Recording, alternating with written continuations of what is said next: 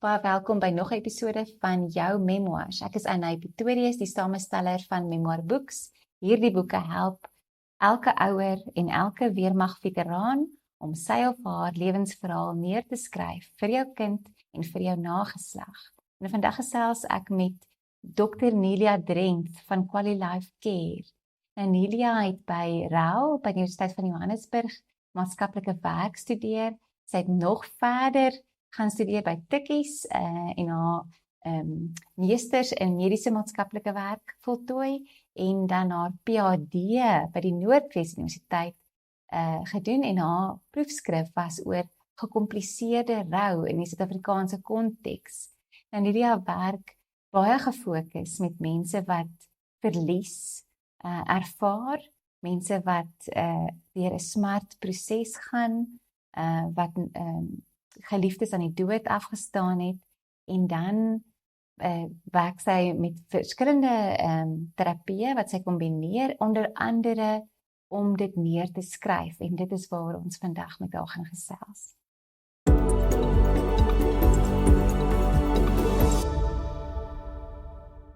Anay, dat jy my genooi het en dit is vir my regtig 'n plesier om jou te gesels hieroor. Omdat stories so belangrik is, ons elkeen het 'n storie. Ek werk eintlik met verskeie terapieë wat ek soms so aan mekaar flans en in ons taal noem ons dit eklekties, maar vanuit die narratiewe terapie gebruik ek die storie. My aanslag met my kliënte is om vir hulle te vra, vertel vir my jou storie.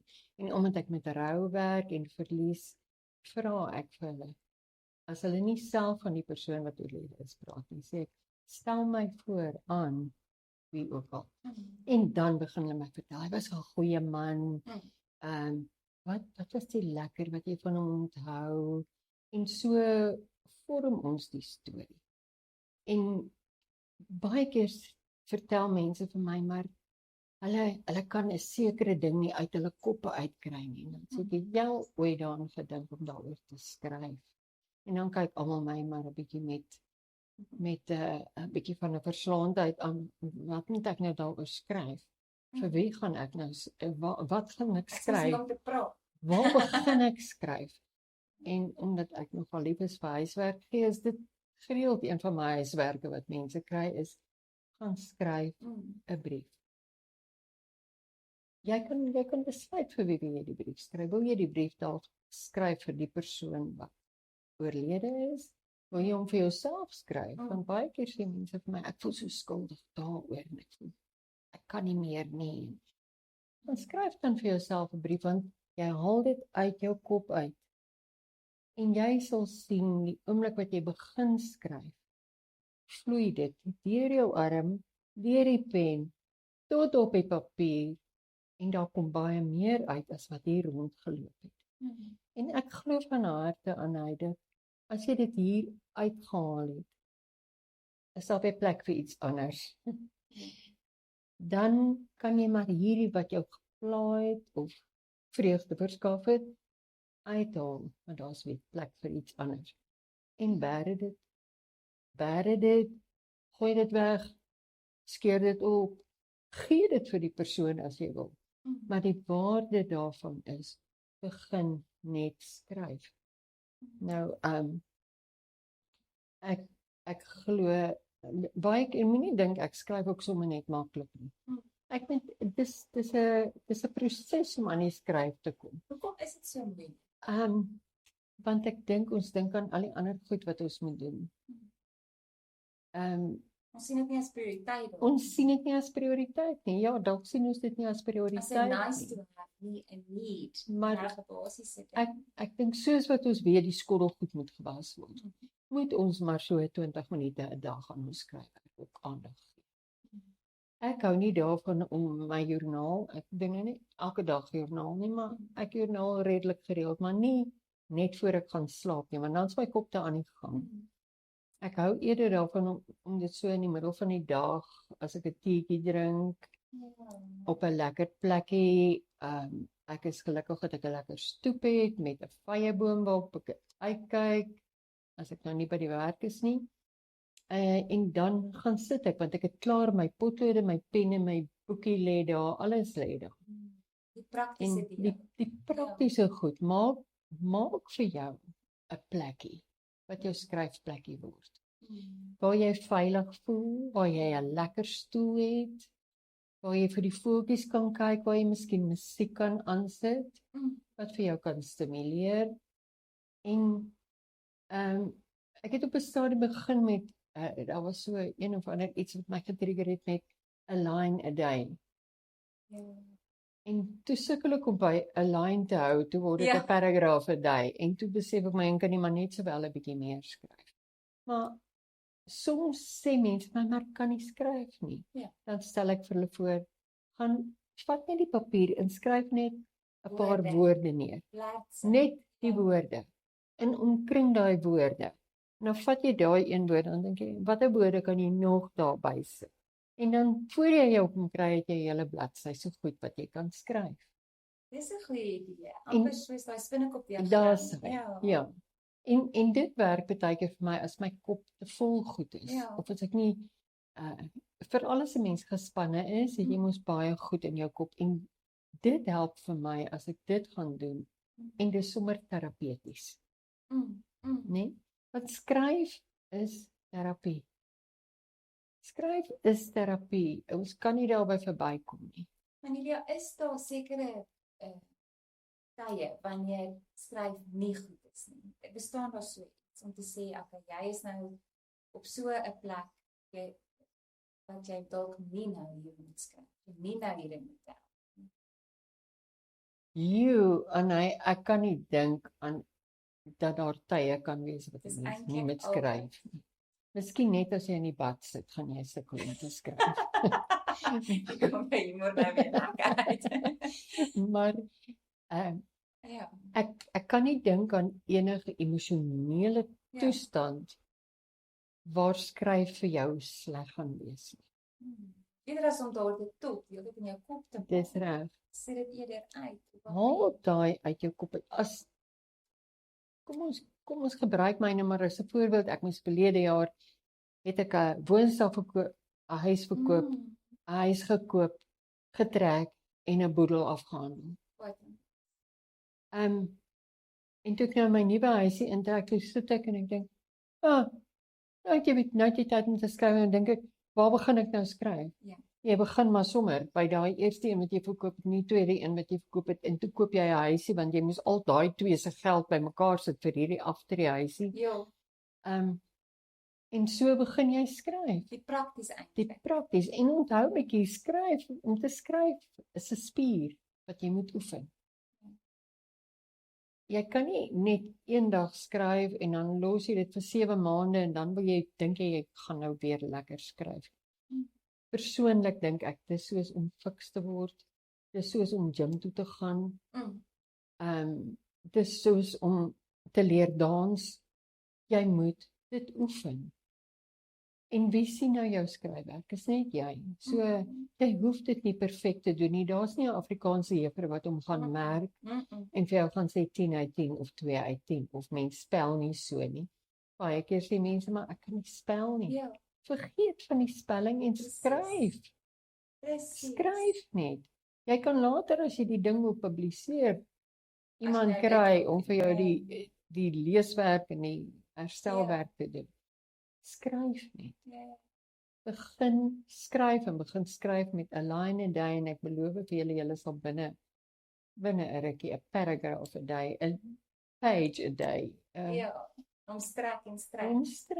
En wat daai van as jy sê maar jy maak jou plek om te skryf en kom ons sê jy kan net 10 minute op 'n Saterdag.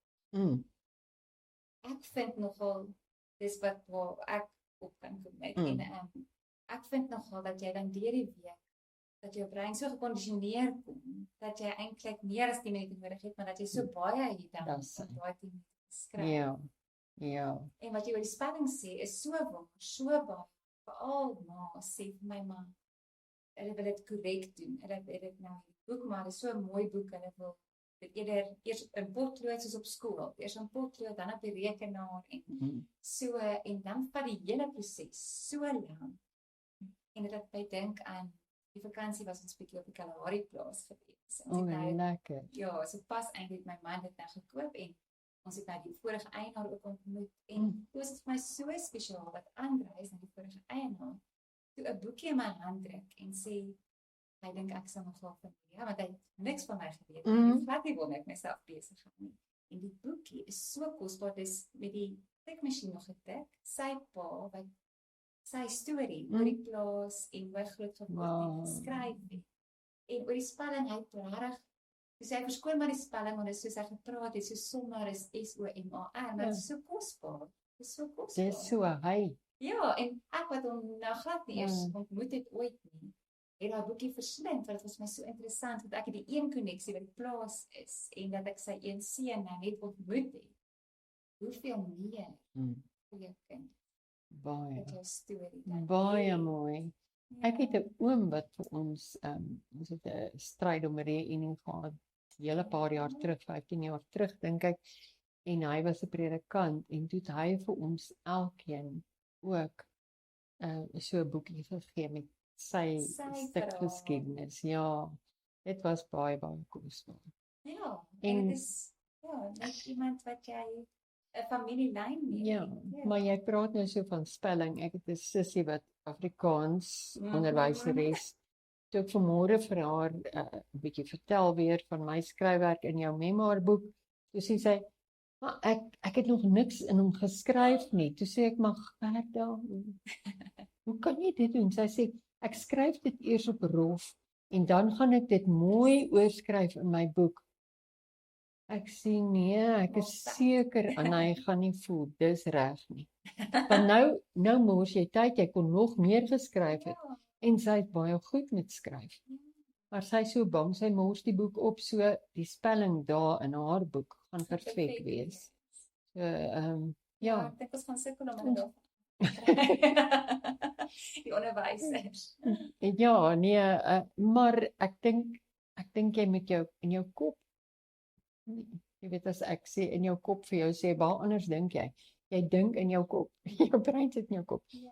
Jy moet aan jouself vir jouself sê, kom ek probeer. Ja. Kom ek doen dit net een keer.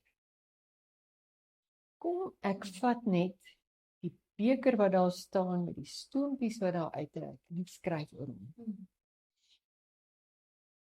Ek wonder of dit nie amper is soos wat mense in 'n kunstklas 'n blommetjie kry en die kunstonderwyser sê vir jou, teken hom. Is dit nie amper half dieselfde? In plaas van om te teken, gaan ek hom beskryf. Kom ek beskryf my dag. Kom ek beskryf my kind. En dis hoe jy aan die gang kom. Kom ek dan skryf. Hier sit hy met sy skewe toontjie en ek begin, ek skryf oor sy skewe toontjie en later kom ek by die hele kind uit. Ja. En Milia, jy het aan die begin, voor ons nou begin opneem, het bietjie vertel van die simboliek wat jy gebruik. En toe ek nogal gedink, het kan iemand regtig help om aan die gang te kom en om dan miskien telkens na die simbool terug te kom. Ek dink ek moet maar vertel van die hart. Ja. Ek het 'n kliënt gehad wie se seuntjie oorlede is en sy was regtig stukkend. En metafore, die manier of die taal wat mense gebruik, nê, help baie in terapie. So ek het vir haar gevra, sy het vir my gesê my hart is stukkend. En dis mos nou 'n metafoor, want jou hart kan nie stukkend wees nie. En ek het vir haar gevra, hoe stukkend is jou hart? En sy het vir my gesê, lê in 1000 stukkies. En ek het voortgegaan en vir haar gevra, kan ons dit bymekaar maak? Kan dit nie bymekaar maak nie, daar's te veel. Ek wil dit bymekaar maak. En ons het hierdie metafoor dwars deur haar sessies gebruik van, weet jy al waar lê hulle? Het jy nog iewers 'n stukkie opgetel? En ons kon voortgaan daarmee om haar pyn te kan hanteer. Dit was vir haar hoe sy haar pyn hanteer het oor haar kind wat dood is. En toe sy eendag na 'n paar sessies in my kantoor instap, toe staan sy net en vra vir my, Nelia, dink jy mens kan 'n mosaïek maak van 'n gebroke hart? En dit was so 'n wow. So 'n wow om te sien hoe hierdie vrou haar gebroke hart in 'n mosaïek wou sit. Want hy kan weer reggemaak word. Hy gaan altyd plekkies hê wat nie mooi is nie, wat nie lekker is nie. Maar daai letsels sê ook vir jou, hoe het jy deur hierdie trauma gekom? Dis vir my absoluut een van die mooiste, die helendste stories of metafore wat ek kan vertel. En sy het dit ook later gaan neerskryf. Wonderlik. Ja, sy het haar storie gaan skryf. Ja, oor die hart, oor die mosaïek. En wat ek ook van gehou het, wat jy genoem het van die muur, om te sê, okay, nou kom ek by 'n plek en ek weet nie wat om verder hieroor te sê of hoe om daaroor te dink nie. Dan sal jy byvoorbeeld sê, maar is jy voor 'n muur? Ja. En as jy dalk kan vertel van baie keer sit mense by my en sê, maar ek weet nie waar om te begin nie. Ek weet nie wat om vir jou te vertel nie. Dan gebruik ek 'n muur en ek sê, voel dit vir jou of jy jou teen 'n muur vas? Ja. En dan praat ons oor die muur. Hoe hoog is die muur? Is dit wat 'n soort muur is? Is daar drade tussenin? Kan 'n mens bo-oor klim? Is daar dalk trappies iewers? Kan jy dalk rondom loop? Hoeveel lae is daar? Dink jy 'n mens sal eers van hierdie lae moet afbreek voordat jy oor die muur kan kom? En dan probeer ons, as hulle sou ja sê, dan probeer ons kom ons noem hierdie laag. Wat is hierdie laag? Hierdie laag is my skuldgevoel. Woeps, daar het ons 'n punt om te begin. Kom ons kyk na jou skuldgevoel. Waaroor voel jy skuld? Wat maak dat jy skuldig voel? Of 'n laag kan wees, ek is so bang ek vergeet hom. Dan werk ons daarmee. En so kan ons die laag afbreek in terapie. Ek hou baie van die simboliek. Ja. Mens kan nog regtig baie op bou en ja, dan is dit iets wat jy kan visualiseer. Absoluut. Kom ons gebruik 'n simpel voorbeeld soos, wat kan ek nou gebruik? Iets wat ons almal elke dag gebruik. Dit is hondkoud. Ja. Is daar so iets? Ek dink my kinders sê dit baie keer. Dit is hondkoud. Wat beteken dit is hondkoud? Ja. Ek dink nie honde kry eintlik koud nie, maar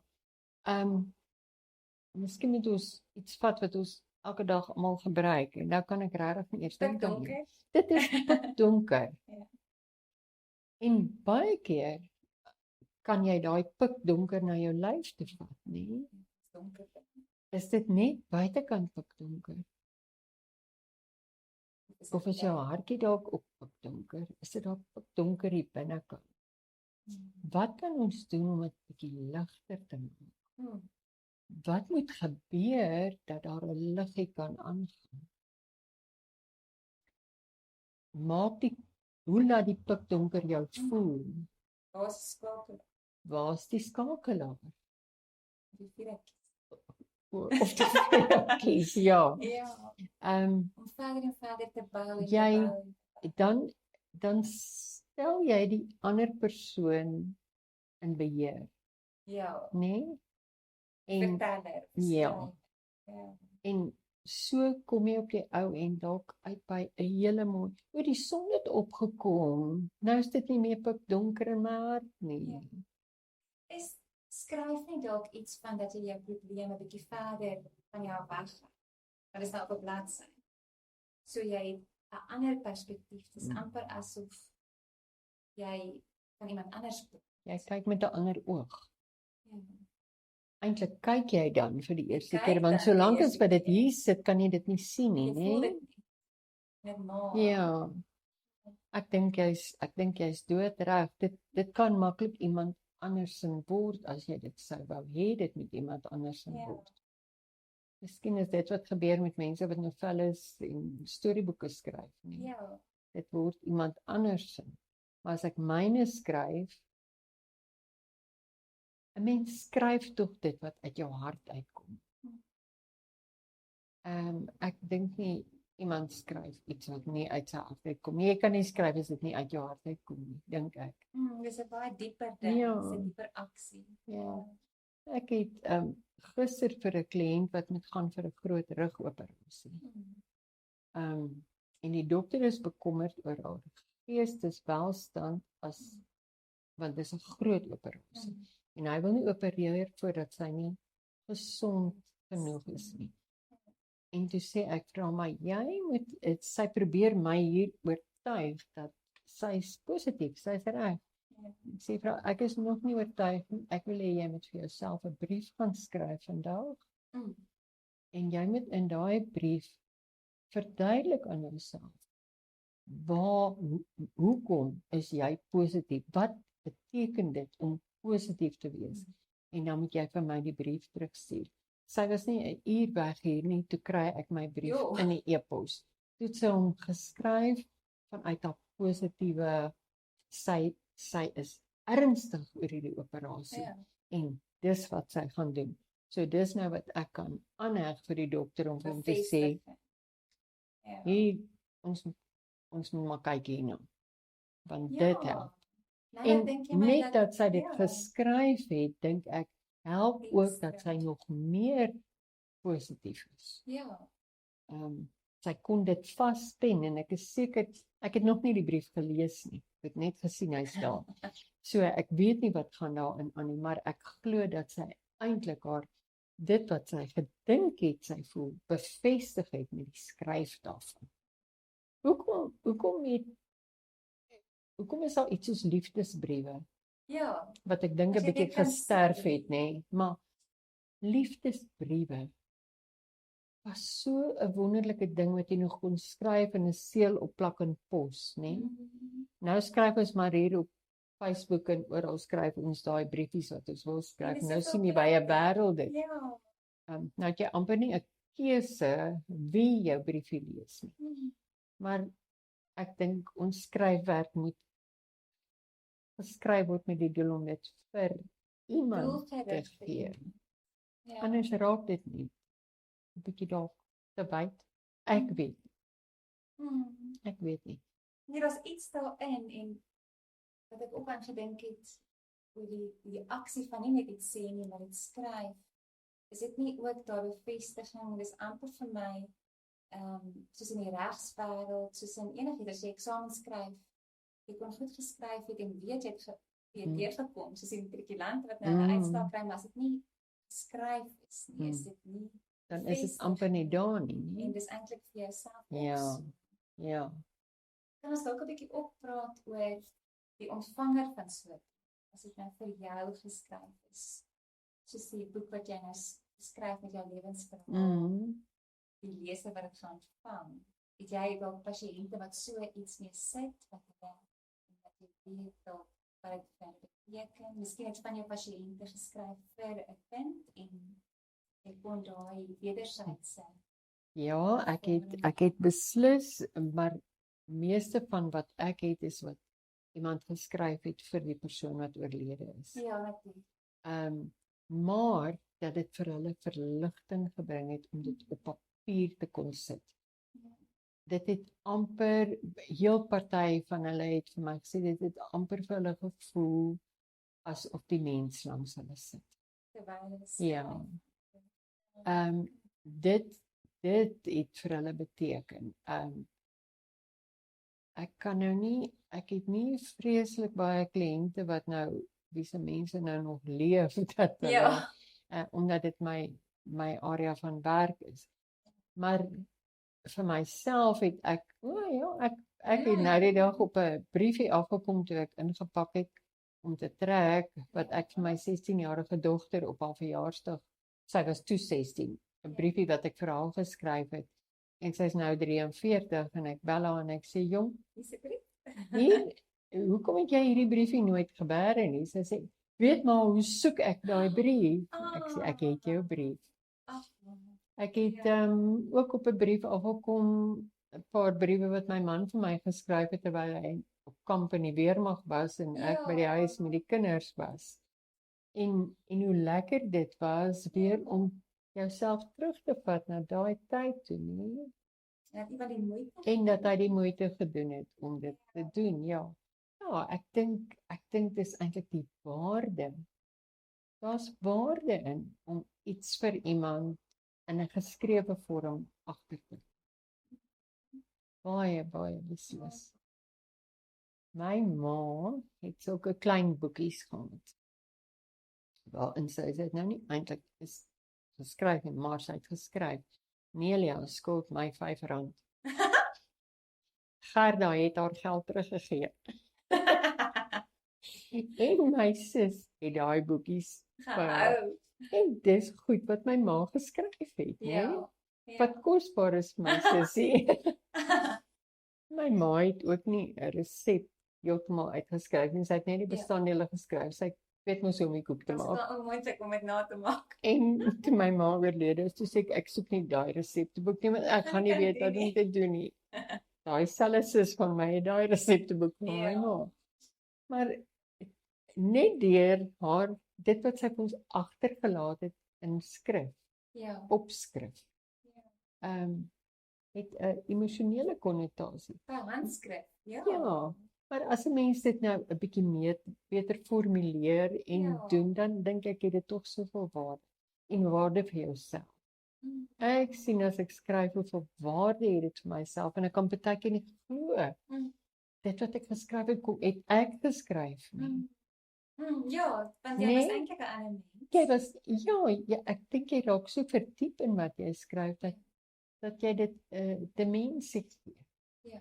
Nee, 'n dieper dimensie. Ja, dit gebeur nogal, nee. En dis baie lekker. Ek het geskryf na my broer se dood.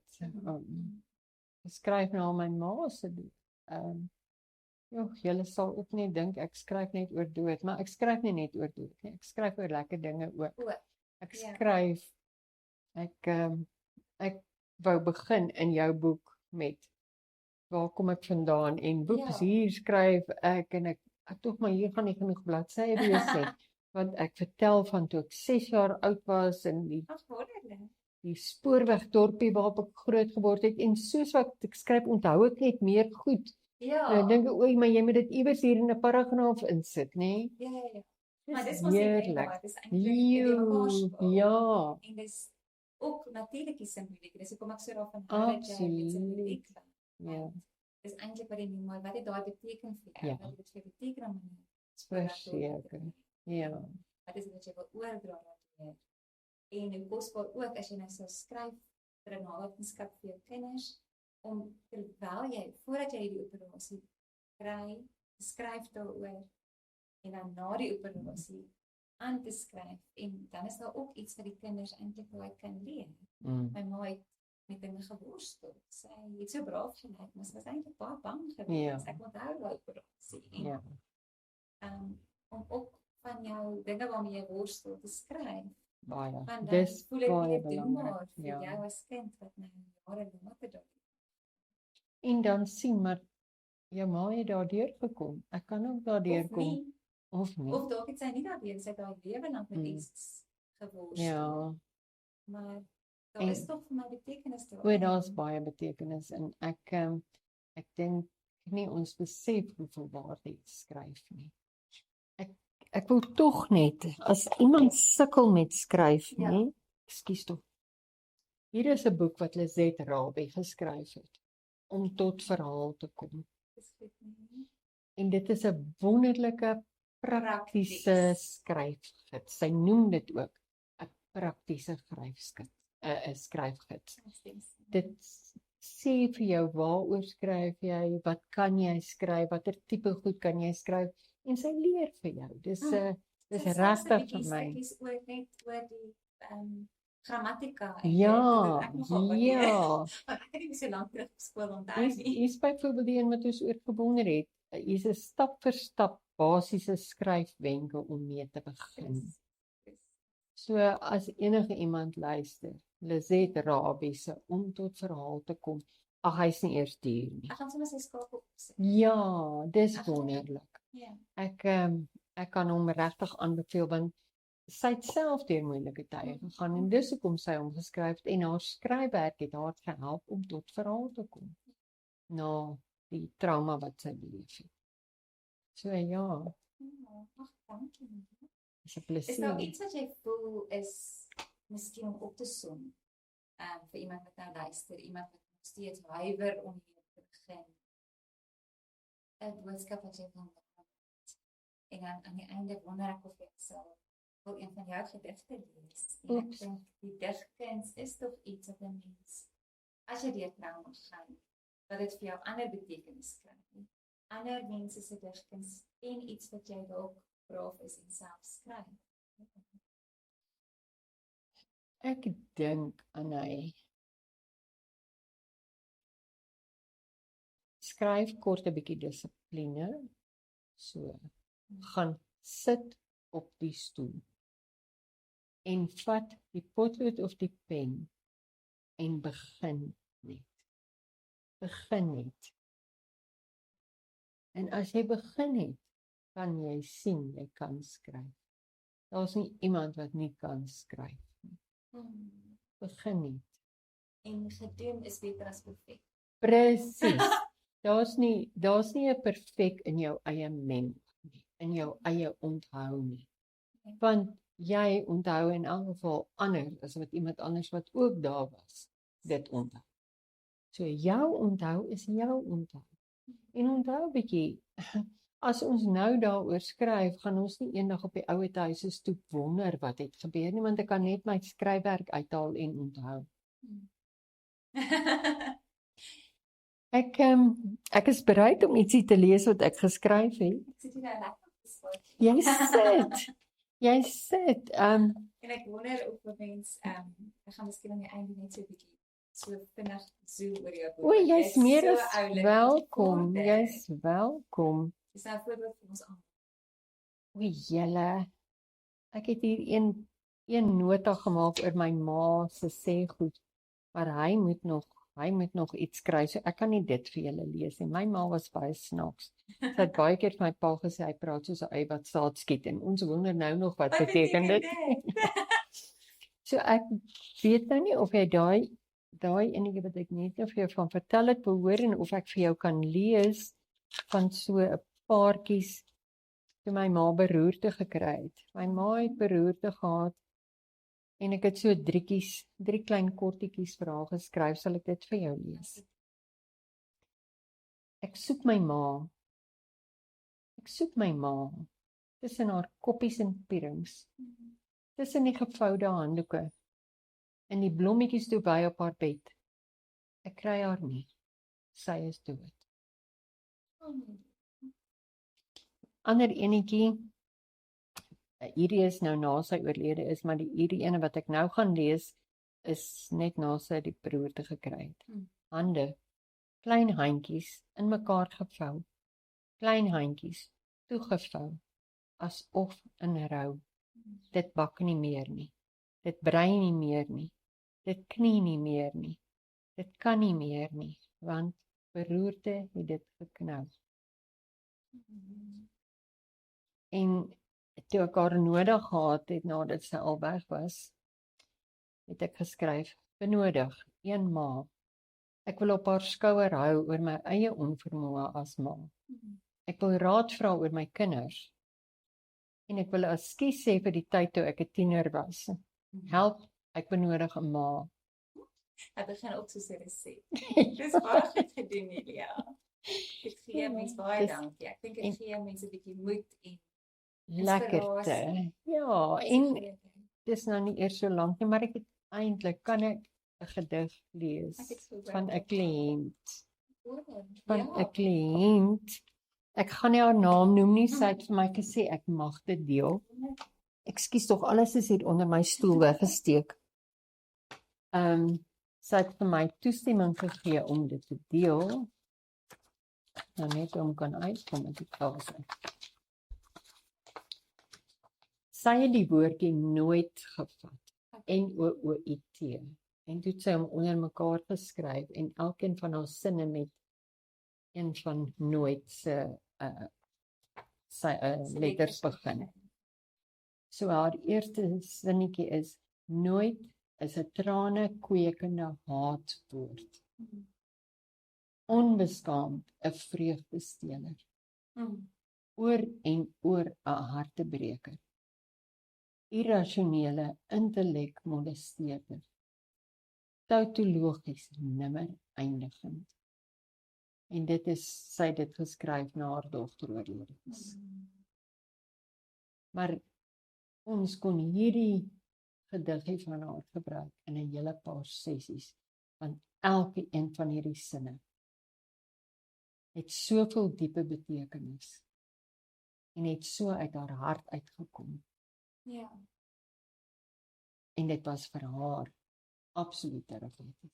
En ek kan dink daai gedig is eintlik so kragtig, veral vir haar. Ja. Dit is nog 'n kragtige gedig, maar vir iemand wat nou so in dit Ja. gedelf het, Ja. en jy besef nie eintlik, sy het dit dalk geskryf en Ja. net Sy loop met so 'n boekie, so 'n klein boekietjie.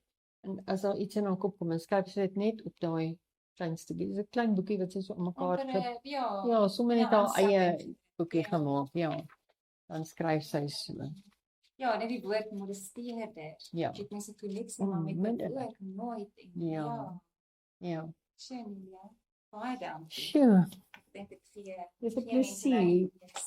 Wil ek met daai een van my man? As ek wou jou al nou heeltemal afgedank. Dis terug, ek gee nie om nie. My man is oorlede in Augustus 23 en ek is in November 23 is ek Mabalengwe toe waar ons 'n stadiel gehad het. Vriende het saam met my 'n paar dae gebly en toe bly ek 'n paar dae alleen agter en dit was nogal 'n swaar tyd in my eie lewe. En toe die laaste dag so op die stoep staan en ek kyk vir die sonsondergang. Toe kom die gediggie by my op, die woorde by my op. En ek het hom gegroet. En my gediggie is afskeid. Jy het my spook genoem en vroutjie bees en Corneels. Min kere, Nelia, behalwe as jy van my gepraat het. Ek groet verlaas die bos by Mabalengwe vanaf Chalet nommer 2. Ek hoor die wind fluister. Spook, vroutjie bees, Corneels. En dan saggies ook, Nelia. Ek gaan huis toe met 'n goeie hart, want ek weet jy leef voort in vrede. Die waarde van skryf. Die waarde van skryf is nie net in 'n mens se hartseer tye nie, ook in jou goeie tye. Ek het nou vir julle hier al die hartseer bedrywe mee gedeel. Maar skryf is goed wanneer jy bly is en wanneer jy hartseer is en wanneer jy kwaad is en wanneer jy voel die wêreld vergaan. En wanneer jy on top of the world is, moet jy ook skryf. Ja. En dit weer. En dit weer. Dat jy nageslag op term weet. Ja. My nooit goeie tye geken. Ja, dit is goed. Die lewe is goed. Maar baie dankie aan hy. Ek waardeer dit.